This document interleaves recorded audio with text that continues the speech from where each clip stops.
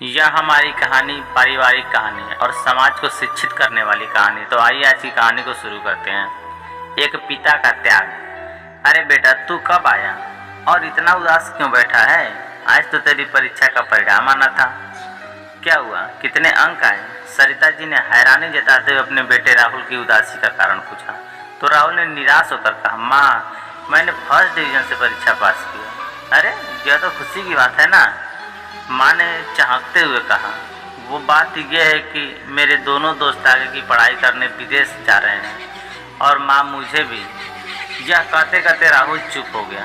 अच्छी तरह जानता था अपनी माँ और घर की आर्थिक स्थिति को।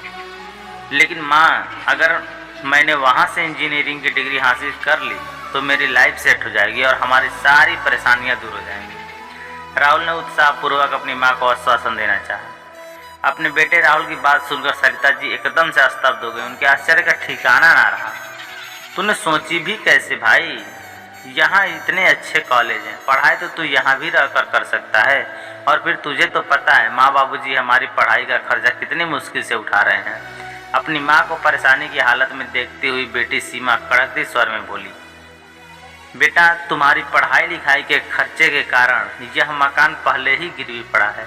हमें तो यह भी आस नहीं है कि इस मकान को हम कभी कर्ज से छुड़ा पाएंगे या नहीं। तेरे पिताजी के डेयरी के व्यवसाय से तो केवल हमारा रोजाना का खर्च निकलता है और फिर विदेश जाने का खर्चा उठाने का तो हम सोच भी नहीं सकते। वहाँ की पढ़ाई पर तो और भी अधिक खर्च आएगा। माँ, आप समझ नहीं रही हैं मैं क्या कहना चाहता हूँ। इस समय लिया गया एक सही फैसला मेरी आने वाली ज़िंदगी को आसमान की ऊंचाइयों तक ले जा सकता है। वहाँ से पढ़ाई करने के बाद सफलता मेरे कदम चूमेगी, हमारी ज़िंदगी बदल जाएगी माँ। और फिर मैं अकेले थोड़े ना जाऊँगा, मेरे दोस्त भी तो हैं। जब उनके माता पिता को उन्हें विदेश भेजने में कोई हर्ज नहीं है तो आपको क्या परेशानी है माँ? पर बेटा, तेरी बहन की भी पढ़ाई का खर्चा है, थोड़ा समझने की कोशिश तो कर। माँ, आप तो बस खर्चे की रट लगाए रहती हैं। एक बार मेरी बात मान कर तो देखिए।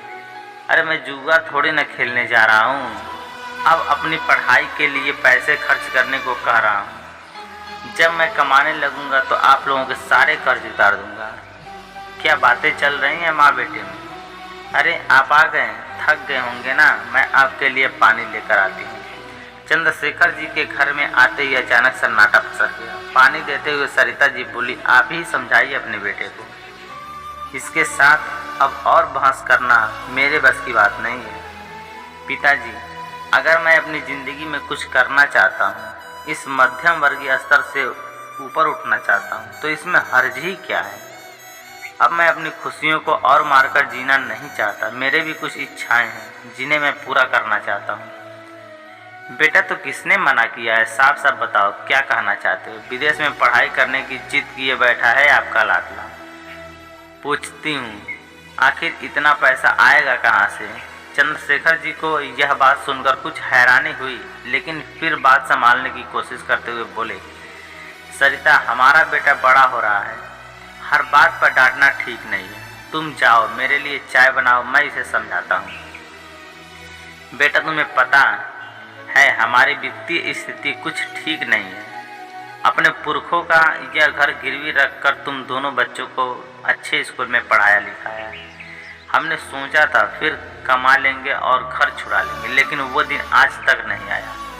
सुबह से लेकर रात तक दूध की डेयरी संभालता हूँ, सारा दिन मेरे कपड़े गोबर से सने रहते हैं, लेकिन मैंने आज तक तुम्हें अपनी पढ़ाई छोड़कर मेरे काम में मदद करने को नहीं कहा, ताकि पढ़ाई से तुम्हारा ध्यान ना भटके। लेकिन इसका मतलब यह तो नहीं ना कि तुम जो चाहो फरमाइश करो और हम पूरी करते जाएं।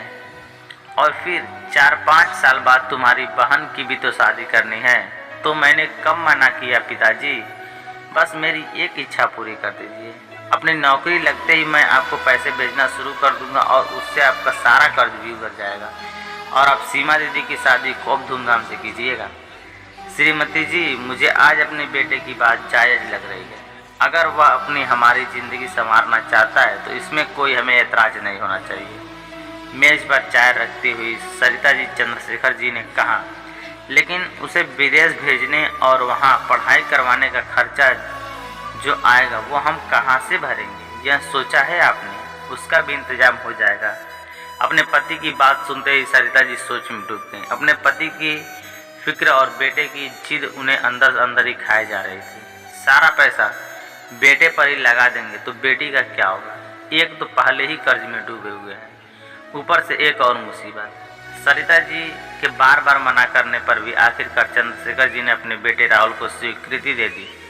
आई लव यू पापा, यह कहकर राहुल अपने पिता के गले लग गया और दौड़ते हुए अपने दोस्तों से मिलने निकल पड़ा। उसने विदेश पढ़ाई करने के लिए कॉलेज का फॉर्म भी भर दिया, यह सोचते हुए कि यदि पिताजी ने कहा है तो पैसे का इंतजाम भी कर देंगे। रात का खाना खाकर जब सरिता जी बिस्तर पर आई तो देखा कि चंद्रशेखर जी करवटें ले रहे थे, मगर नींद उनकी आंखों से कोसों दूर थी। आप अभी तक सोए नहीं? जानती हूँ आप दिखाते नहीं हैं, लेकिन चिंता तो आपको हो रही है कि किस तरह पैसे का इंतजाम किया जाएगा। अरे सरिता, चिंता वाली कोई बात नहीं है। मैंने सोच लिया है कि मैं अपनी दूध की डेयरी गिरवी रख दूंगा।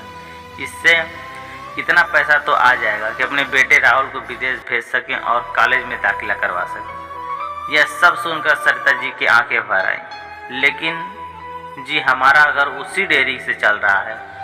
अरे तुम यूं ही फिक्र कर रही हो, मैंने सब हिसाब लगा लिया है।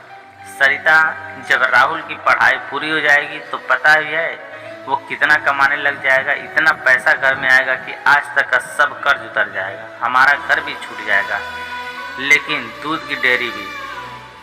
अपनी ज़िंदगी तो जैसे तैसे काट ही लेंगे, लेकिन बेटे का करियर बन जाए और दोनों बच्चों की ज़िंदगी संवर जाए तो मेरी ज़िंदगी का मकसद पूरा हो जाएगा। उसके बाद मौत भी आ जाए तो कोई गम नहीं। यह सुनते ही उनकी पत्नी का दिल भर आया और रूधे गले से कहने लगी, यह आप क्या कर रहे हैं?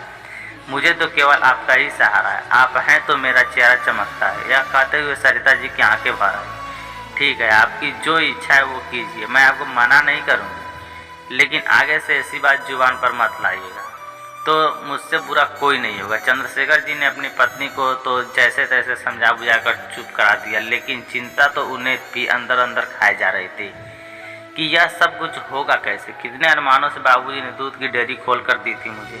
अपने पिताजी का दिया हुआ घर तो हम आज तक नहीं छुड़ा पाए। अगर दूध की डेयरी भी गिरवी रख दीजिए तो महीने का ब्याज चुकाना मुश्किल हो जाएगा। सोच सोच कर राहुल के पिता चंद्रशेखर जी को भी अंदर अंदर घुटन महसूस होने लगी। सारी बातें सोचते हुए निकल गई।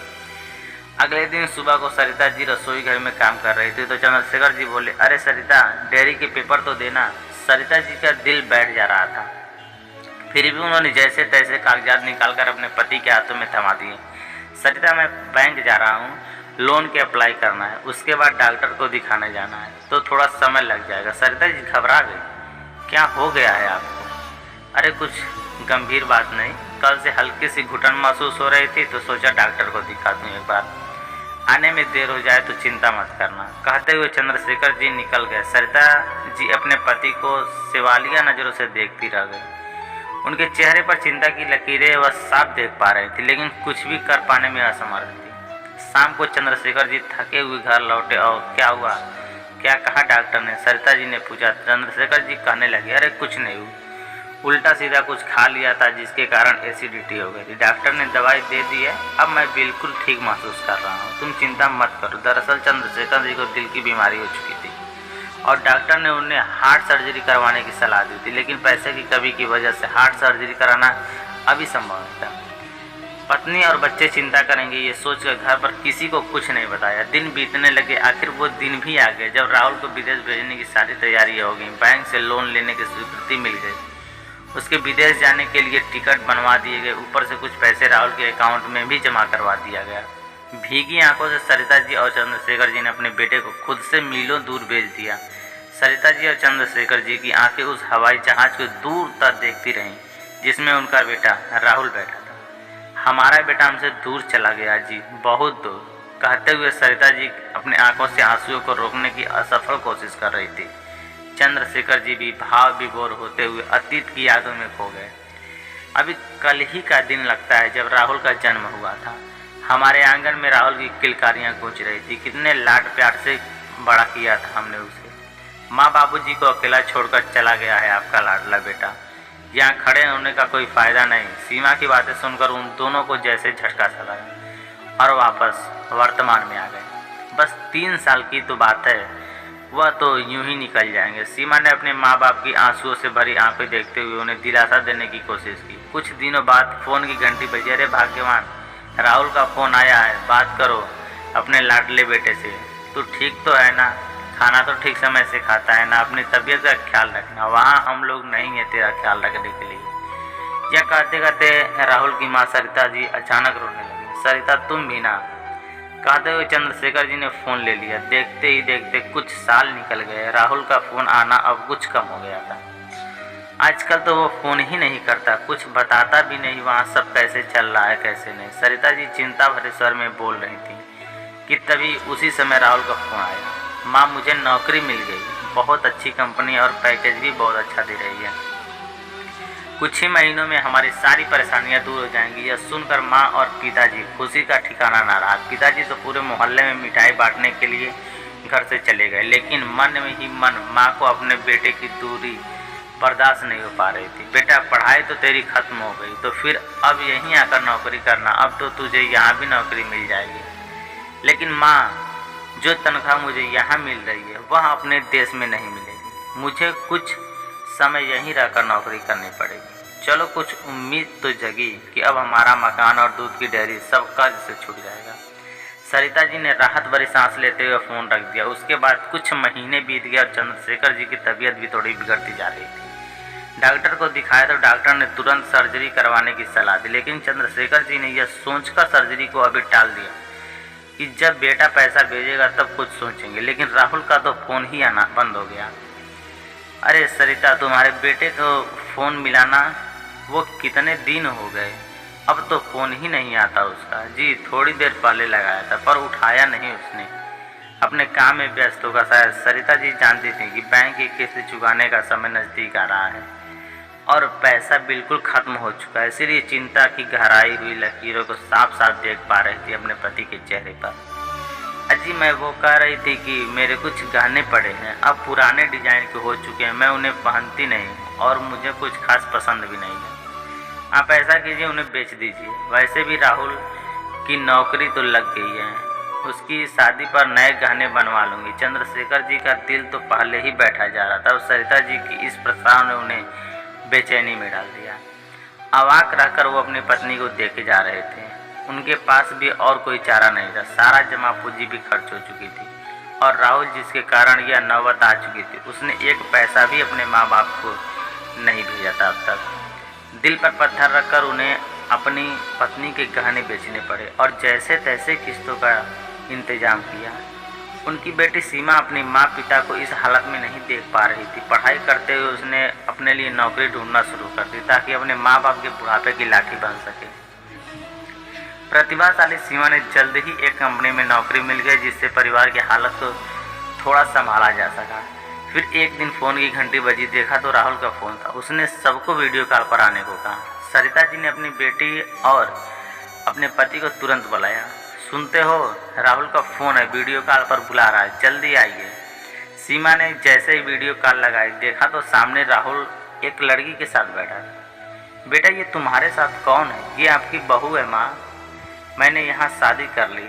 माँ पिताजी के तो जैसे पैरों तले जमीन खिसक गई। सरिता जी चक्कर खाकर गिरने वाली थी कि जैसे तैसे खुद को संभालते हुए बोली, शादी? ऐसे कैसे शादी कर ली, हमें बताया तक नहीं। कितने सपने कितने अरमान थे तेरी शादी को लेकर हमारे, कि अच्छी सी लड़की देखकर धूमधाम से तेरी शादी करेंगे। एक झटके में पानी फेर दिया सारे अरमानों पर। माँ आप भी क्या बात करती हैं, मैं अब आपके पास नहीं आ पाऊँगा, इसलिए यहीं घर खरीद कर शादी कर ली मैंने। राहुल के पिता चंद्रशेखर जी के दिल को जैसे जोर का झटका लगा। अपनी दवाई खाने के लिए वे कमरे में चले गए। बेटे का जवाब सुनते ही सरिता जी की आंखों से आंसू बहने लगे। सीमा ने उन्हें जैसे तैसे संभाला और कमरे में लेकर आई। सामने देखा तो चंद्रशेखर जी हैरानी से उन्हें ही देख रहे थे। आप चिंता मत कीजिए, बस अपनी तबीयत का ध्यान रखिए। आप सुन रहे हैं ना मैं क्या कर रही हूँ? चंद्रशेखर जी तो बस एक टक उन्हें ही निहार रहे थे। सरिता जी बार बार आग्रह करती हुई जैसे ही उनके हाथों को पकड़ने लगी, लेकिन उनका हाथ ठंडा पड़ा हुआ था, उसमें जान ही नहीं थी। सरिता जी को अचानक एहसास हुआ कि उनके प्राण पखेरु उड़ चुके हैं। सरिता जी और सीमा पर तो जैसे आसमान टूट पड़ा। उनके दुख का कोई ठिकाना नहीं रहा। बेटा तो पहले ही छोड़कर जा चुका था, अब आप भी, कहते हुए सरिता जी बेबस होकर फूट फूट कर रोने लगे और सीमा भी। उधर पिता के निधन की खबर सुनकर राहुल अगले दिन ही फ्लाइट से अपने घर वापस आ गया और आकर देखा कि पिता को मुखाग्नि उसकी बहन सीमा के द्वारा दी जा चुकी थी। यह सब देखकर राहुल अपने घुटनों पर बैठ गया। अब उसे अपनी भूल का एहसास हो रहा था। भाई, पिताजी तो तेरा इंतजार करते करते चले गए और देख जरा माँ की तरह कैसे बेजान पड़ी है, पर तू तो ऐसा पत्थर दिल निकला कि यह कहते हुए सीमा की आंखों से आंसू की धारा फूट पड़ी। माँ, माँ कहाँ है? राहुल ने पूछा। देखा एक कोने में निडाल सी पड़ी थी बेचारी। देखते ही माँ से गले मिलने को दौड़ा, लेकिन यह क्या, माँ भी पिताजी के गम में निष्प्राण हो चुकी थी। वो भी इस दुनिया को छोड़कर जा चुकी थी। राहुल फूट फूट कर रोने लगा। आज राहुल को अपने किए पर पछतावा हो रहा था, लेकिन बहुत देर हो चुकी थी। माँ बाप अपने बच्चों के लिए क्या कुछ नहीं करते, उनकी हर जिद के लिए अपना सब कुछ लुटा देते हैं, अपनी सारी खुशियाँ उन पर कुर्बान कर देते हैं। लेकिन वही बच्चे बड़े होकर जब अपने पैरों पर खड़े हो जाते हैं तो अपनी जिम्मेदारी से भागने लगते हैं। क्यों भूल जाते हैं यह बात कि माँ पिता के चरणों में ही स्वर्ग है। हमारे माता पिता का हमारे जीवन में होना ही सबसे बड़ा आशीर्वाद है। इसीलिए माता पिता के दर्द को नज़रअंदाज न करें, क्योंकि जब वे अलग हो जाते हैं तो रेशमी तकियों पर भी नींद नहीं आती। दोस्तों, आप लोगों से हाथ जोड़कर विनती है कि आप लोग अपने माँ बाप की सेवा करें, अपने माँ बाप के दुखों सुखों में साथ रहें, क्योंकि माँ बाप के चरणों में ही स्वर्ग है। मैं उम्मीद करता हूँ कि आप लोगों की यह पारिवारिक और शिक्षाप्रद कहानी बहुत ही अच्छी लगी होगी। अगर अच्छी लगी हो तो वीडियो को एक लाइक और कमेंट करके हमें ज़रूर बताएं, और अगर आप हमारे चैनल पर नए हैं तो हमारे चैनल को सब्सक्राइब करके हमें दिल से सपोर्ट करें। बहुत ही जल्द मिलेंगे एक नई वीडियो के साथ। तब तक के लिए आप लोग अपने परिवार का अच्छे से ख्याल रखें। तब तक के लिए दोस्तों, जय श्री कृष्णा, राधे राधे।